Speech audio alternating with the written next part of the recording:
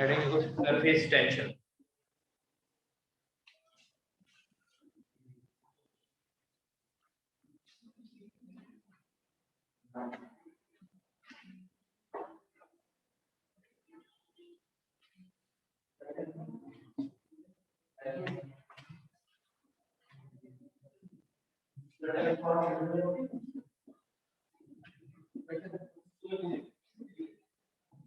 Surface tension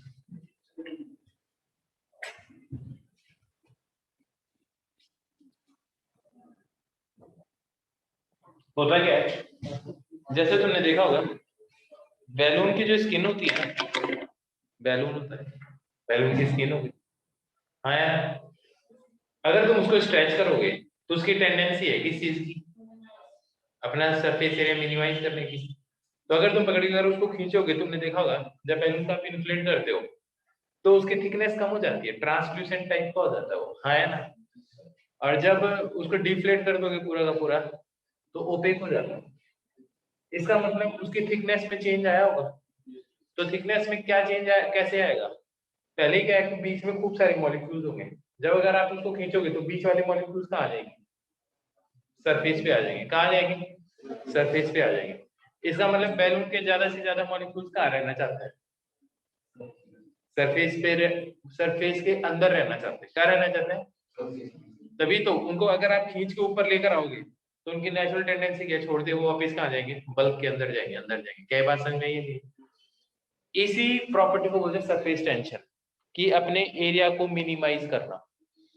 ऐसे है ना, लिक्विड्स में भी होता है, जैसे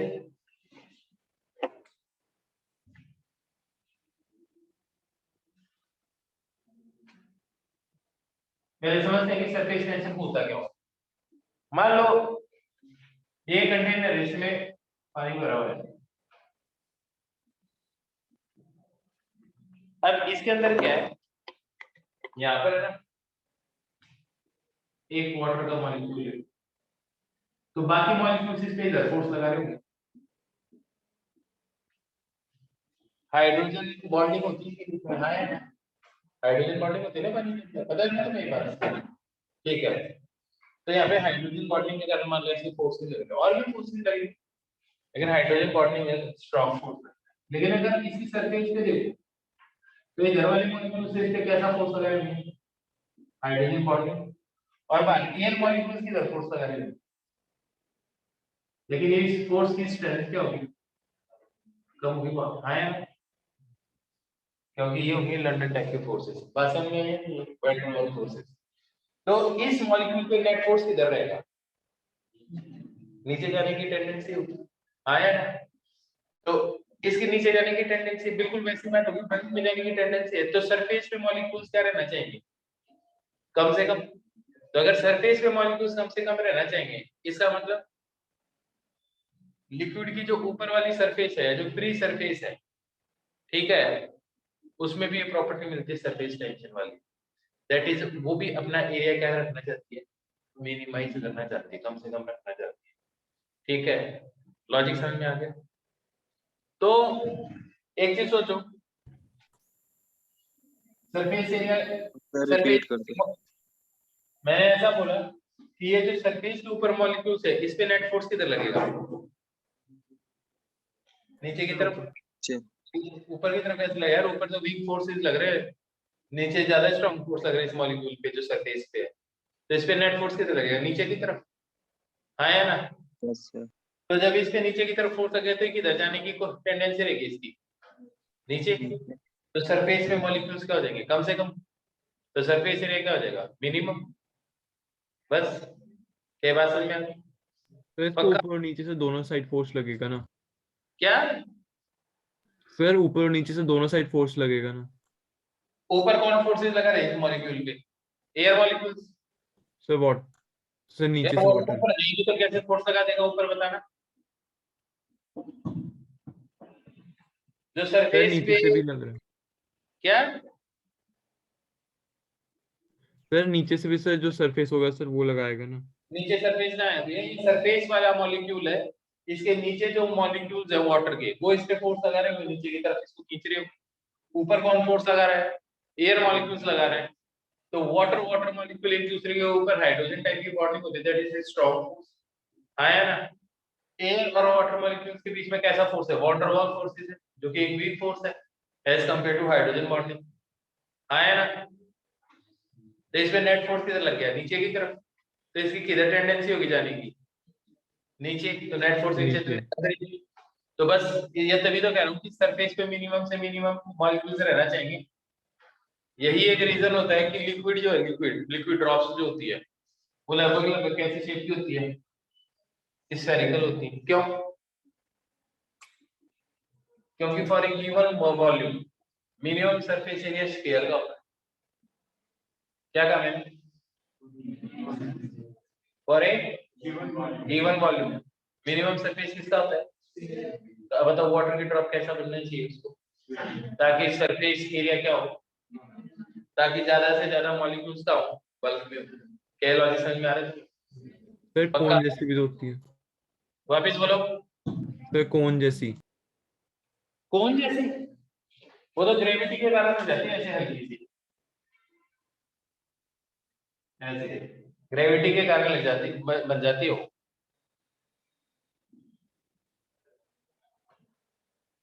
मरकरी की ड्रॉप देखिए तुमने? मरकरी यस देखा सर। कभी? यस ऐसे सर। बॉन्ड में बन जाती है। तो उसका भी सरफेस टेंशन क्या होता है? काफी होता है।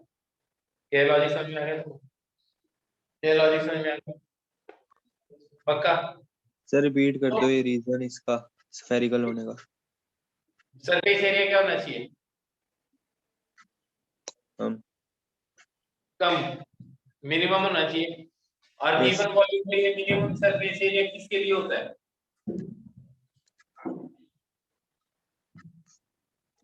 बोलो स्फीयर। भाई। स्फीयर, इसीलिए स्फेरिकल होती है। खत्म बात।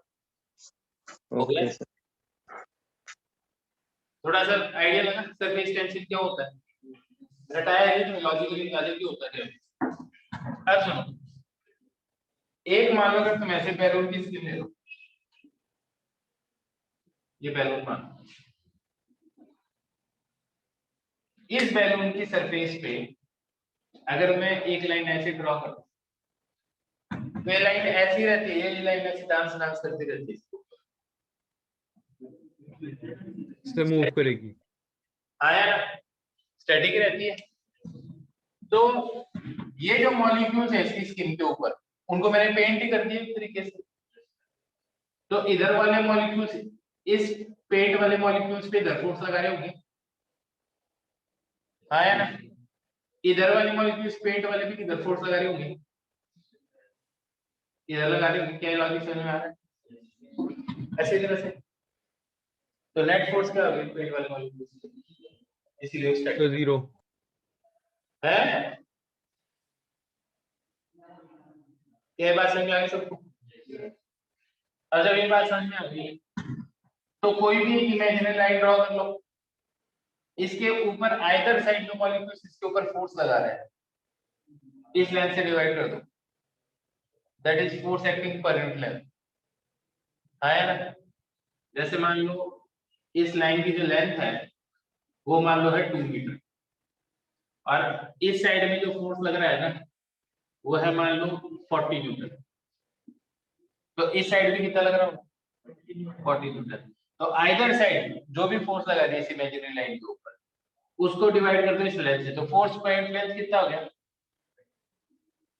20 न्यूटन पर मीटर। इस चीज को बोलते हैं सरफेस टेंशन।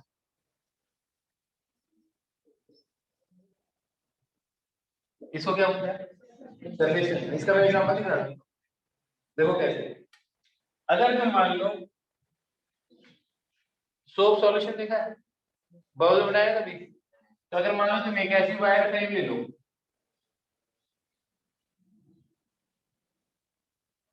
एक ऐसी वायर फ्रेम ले लो, इसको सोप सॉल्यूशन में डालो और बाहर निकालो, तो इसके ऊपर एक ऐसी फिल्म बन जाएगी।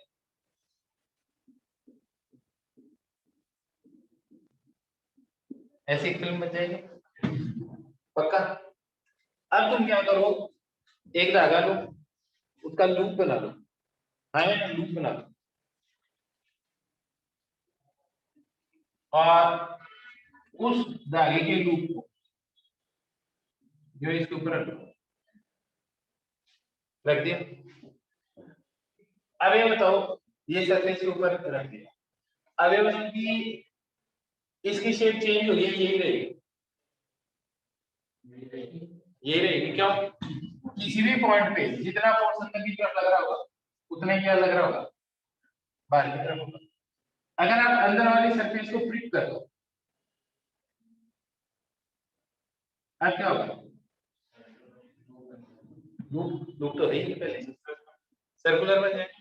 है क्योंकि इसके चारों तरफ ऐसा लगेगा फोर्स लग रहा है, तो इसकी जो शेप होगी वो कैसी बन जाएगी? ऐसे बन जाएगी, क्योंकि चारों तरफ अंदर तो फोर्स लग नहीं रहा। क्या लॉजिक समझ में आया?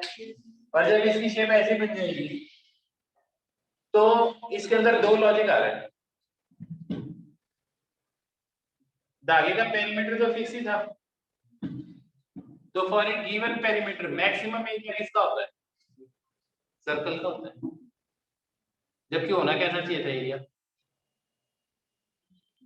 मिनिमम। और इसमें क्या हो रहा है? तो लगाओ दिमाग की क्या गड़बड़ होगी।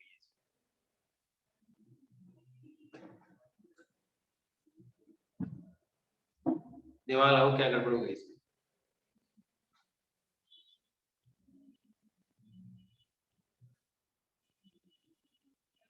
चलो एरिया मिनिमम किसका होना चाहिए? सोप फिल्म का। आया ना? तो यार अगर ये एरिया खाली वाला एरिया मैक्सिमम होगा तो सोप फिल्म का एरिया क्या हो जाएगा? तो बस ये वाला मिनिमम ही तो कर रहे हैं। आया ना? तो for a given perimeter maximum area किसका होता है? सर्कल का होता है। आया ना?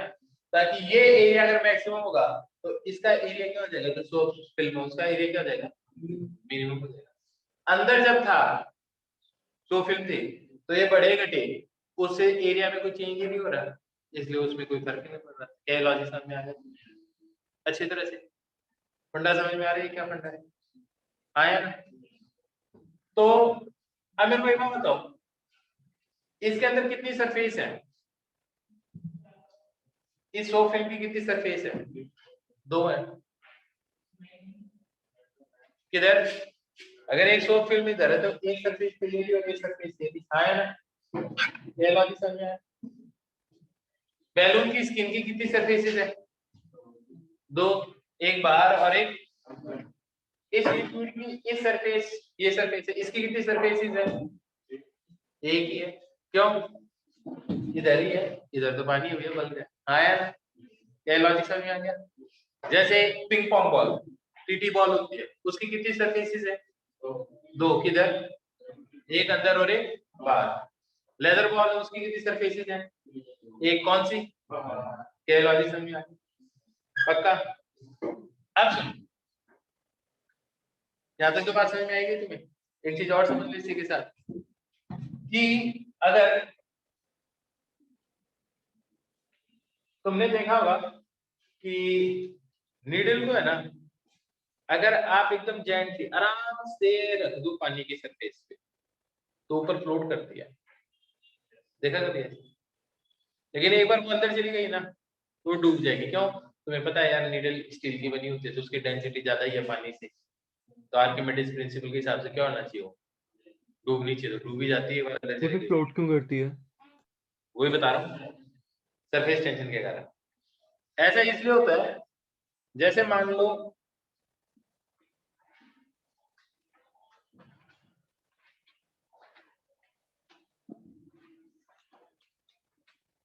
ये देखो, जैसे सरफेस है इसके ऊपर अगर तुमने यहाँ भी नीडल लगा दी बीच में, यहाँ नीडल रख दी तो ये वाली सरफेस इसको पकड़ लेगी और एक सरफेस ये बन जाएगी। और ध्यान से देखोगे तो उसकी शेप भी ऐसी हो जाती है लिक्विड के स्पॉट पे। हाँ है ना? तो जब ये थोड़ा नीचे चला जाएगा तो इस पे इधर की तरफ फोर्स लगेगा, ऊपर की तरफ इधर ये वाली सरफेस इधर लगाएगी। हाँ है ना? और ये किसको बैलेंस कर देगी? इसके एमजी को। तो अगर मान लो मैं यहाँ पे नीडल रख देता हूँ, मान लो नीडल बना देगा और इसकी ये लेंथ एल मान लो ऐसे, तो ये जो नीडल है ना, तुम देखोगे तो वाटर की सरफेस है ना कुछ ऐसी हो जाती है स्पॉट। ठीक है? तो अगर मान लो इस रिड्यू की लेंथ है लेंथ और सरफेस टेंशन क्या है T, सरफेस टेंशन क्या है T, तो इस डायरेक्शन में कितना फोर्स लग रहा होगा, सरफेस के लॉन्ग फोर्स लगेगा, कितना फोर्स लग रहा होगा T into L, क्योंकि T क्या बता रहा है force acting per unit length एक सरफेस के कारण, यहाँ पे एक ही सरफेस है नीचे तो पूरा पानी है, इसके ऊपर इधर कितना फोर्स लगेगा P into L, ये एंगल थीटा मान लो, ये एंगल थीटा मान लो, इसका जो खुद का वेट होगा लेने का वो क्या होगा W या फिर mg, इसका ये कंपोनेंट इसका ये component that is 2pl theta किसके बराबर, हाँ यार हो गया बैलेंस, इसलिए फ्लोट करती है सरफेस टेंशन के बाद, ये बात समझ में पक्का। अगर मान लो एक तरफ इस लाइन पे 40 न्यूटन फोर्स लग रहा है तो इस पे कितनी सरफेसेस है दो, तो एक्चुअली इसमें सरफेस टेंशन 20 नहीं होगी, कितनी होगी 10, पूछो क्यों, एक बार की सरफेस फोर्स लगा दिया इस इंक वाले मॉलिक्यूल्स पे, एक अंदर वाली सरफेस, तो इसमें इधर नेट फोर्स क्या लग रहा है 40, तो एक सरफेस कितना फोर्स लगा रही है 20 लगा रही है, हाँ या ना, तो एक सरफेस जो फोर्स लगाती है पर यूनिट लेंथ, क्या बात समझ में आई? जैसे पानी के ऊपर तुम लेकर ऐसे एक मान लो इसी के ऊपर वायर फ्रेम के ऊपर ही तुमने वायर फ्रेम के ऊपर इसी के ऊपर मान लो तुमने एक लाइन ड्रॉ कर दी, इमेजिनरी लाइन ड्रॉ कर दी और उसके ऊपर जो भी फोर्स आया एक साइड में, फोर्स डिवाइडेड बाय लेंथ, ये क्या होगा सरफेस टेंशन। तो सरफेस टेंशन क्या चीज है, फोर्स, अभी पूरी डेफिनेशन तुम्हें समझ में आ जाएगी, लॉजिकली तो तुम्हें समझ में आएगी होगा कि क्या चीज है, पक्का। Yes sir. तो एक बार यार एनसीईआरटी खोलो, सरफेस टेंशन वाले टॉपिक में जाओ,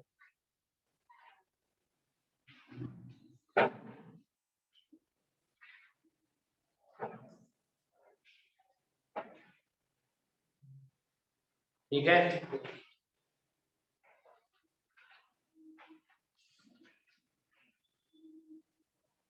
और जो सरफेस टेंशन का जो छोटा सा पैराग्राफ है ना, you must have noticed, let us now understand this phenomena, एक बार बस इतनी सी की रीडिंग लगा दो।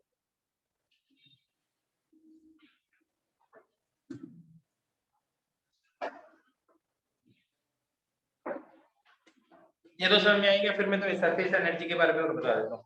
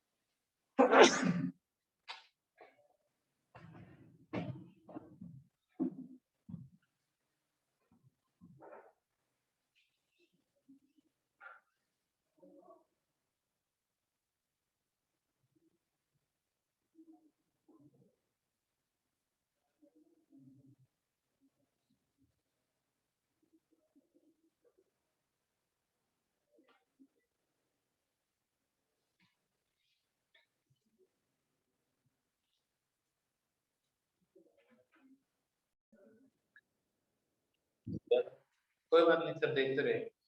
It is the amount of work done by an external agent in increasing the in increasing the in increasing the surface area in increasing the surface area by unity. It is the amount of work done.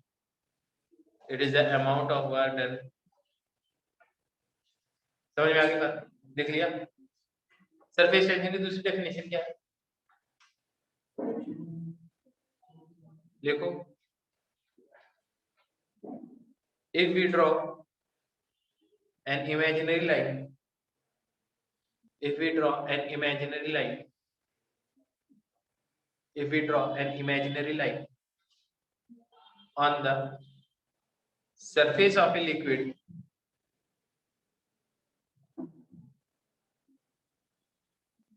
the surface of a liquid, then the force acting per unit length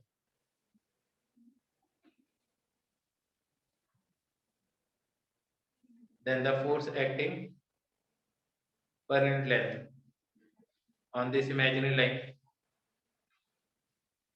from either side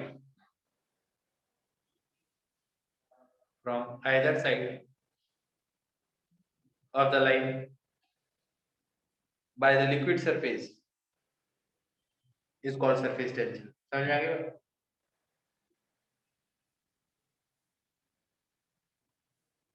From either side by the liquid surface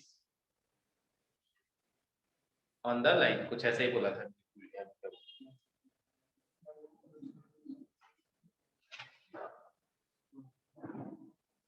अरे कुछ भी बना लो यार, तुम्हारी English मेरे से बढ़िया है ना. इसको थोड़ा अपडेट कर लेना.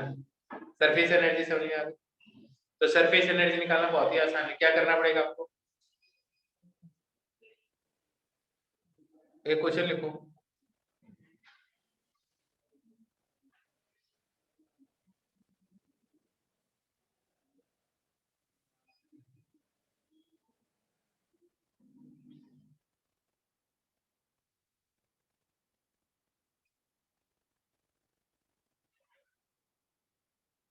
A liquid having surface area,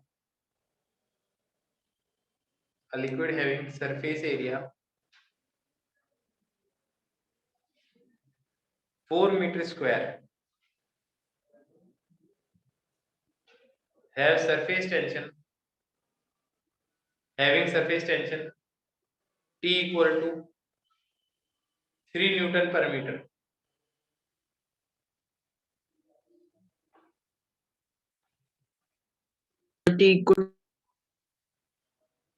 क्या?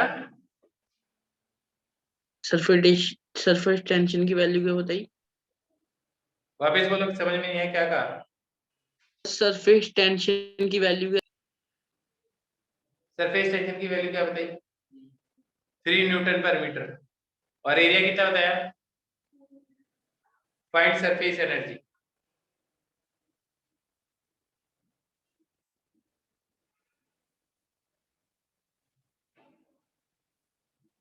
Find surface energy.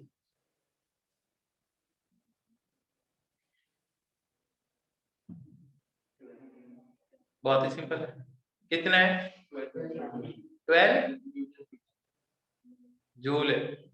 एनर्जी की क्या यूनिट होती है? Newton metre. कब से बताने लगे? न्यूटन मीटर तो टॉर्क की यूनिट है. सही बोल रहा हूँ? न्यूटन मीटर किसकी टॉर्क है? सॉरी, किसकी यूनिट है? टॉर्क की यूनिट है. आपको क्या बताना था? एनर्जी. और एनर्जी की यूनिट क्या होती है? जूल होती है. ये बात समझ में आ गई? अब बढ़िया बढ़िया बातें बताओ तुम एकदम. चलो ये बात बताओ, पानी को अगर गर्म करोगे तो सरफेस टेंशन बढ़ेगी या घटेगी उसकी? हैं? हाँ, गर्म करने का मतलब हीट ही होता है. गर्म करने पे क्या होगा? सरफेस टेंशन बढ़ेगी या घटेगी? बढ़ेगी. मेरे हिसाब से अगर तुम गर्म कर दोगे पानी को तो आप क्या कर रहे हो? एक्चुअली एनर्जी दे रहे हो. तो टेम्परेचर बढ़ाने से एनर्जी दे रहे हो, तो सरफेस पे मॉलिक्यूल ज्यादा से ज्यादा रह सकते हैं. तो ज्यादा से ज्यादा रह सकते हो तो सरफेस टेंशन कम होगी ना यार, क्योंकि अब ज्यादा सरफेस एरिया रह सकता है. क्या बात समझ में आई है? क्या बात समझ में? ठीक है. एक बात बताओ, तुम पेंट करते हो तो सरफेस टेंशन ज्यादा होनी चाहिए या कम होनी चाहिए? पेंट की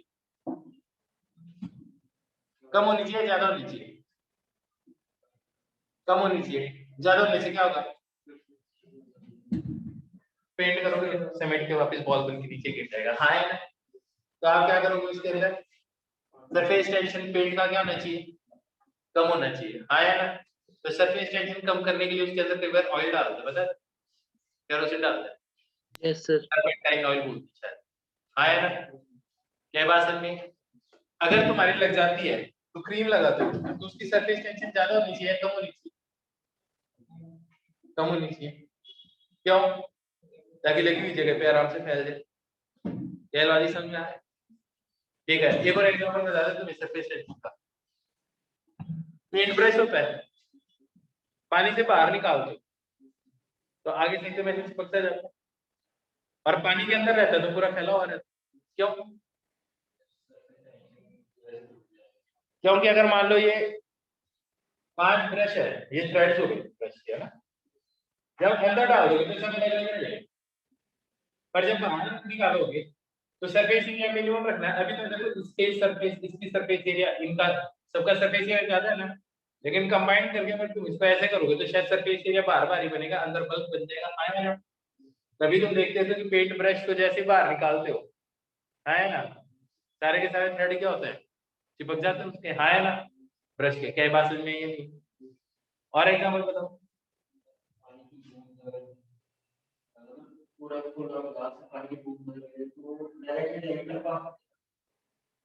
हाँ ये भी ठीक है, हाँ ठीक है, लॉजिक तो ठीक ही है वो। हाँ जैसे देखा तो देखा जाता है, उसमें मतलब बना और बता दें आप, जबरदस्त एग्जांपल, एकदम शानदार एग्जांपल। जब किसी के जॉइंटिस हो जाता है, सुना है जॉइंटिस, तो जब जॉइंटिस हो जाता है तो उसके लिए ना यूरिन टेस्ट करता है, ठीक है, जॉइंटिस के लिए। तो वो देखते हैं कि बाइल प्रेजेंट है या नहीं है। तो होता क्या है, यूरिन होता है, तो यूरिन का जो सरफेस टेंशन होता है ना, वो होता है 55-9%, ठीक है। तो उसके ऊपर क्या करते हैं, जो सैंपल या यूरिन का, उसके ऊपर क्या सल्फर का एक पाउडर आता है, ठीक है, उस पाउडर को यूरिन की सरफेस पे डालता है। तो यूरिन की सरफेस पे डाल दिया, अगर वो सिंक नहीं किए तो वो ऊपर रह रहा है। अगर क्या होता है, अगर बाइल प्रेजेंट होता है यूरिन में तो सरफेस टेंशन कम हो जाती है।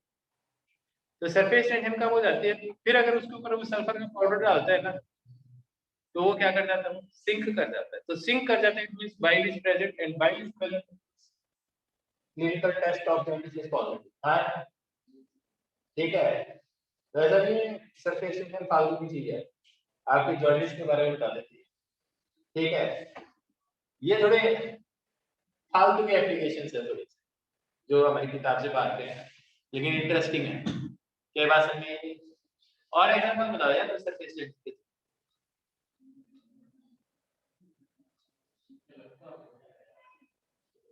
हाँ शिप पे लग जाएगा फिर तो, नहीं यार शिप वाली मजेदार बात नहीं है। पॉन्ड कितना बड़ा शिप होता है, उसके अंदर बायोनेंसी रीजन होता है, उसमें नीचे एयर चैम्बर्स होता है। और कोई लॉजिक बताओ यार सरफेस टेंशन के एग्जांपल। चलो मैंने तो बहुत सारा बता दिया, ठीक है। अब देखते हैं, एक बार रीडिंग लगाओगे, है ना। अभी इसके है ना तुम्हें 2 लेक्चर और लगेंगे सरफेस टेंशन के, 4 लेक्चर में चैप्टर खत्म हो जाएगा। अभी तुम्हें रीडिंग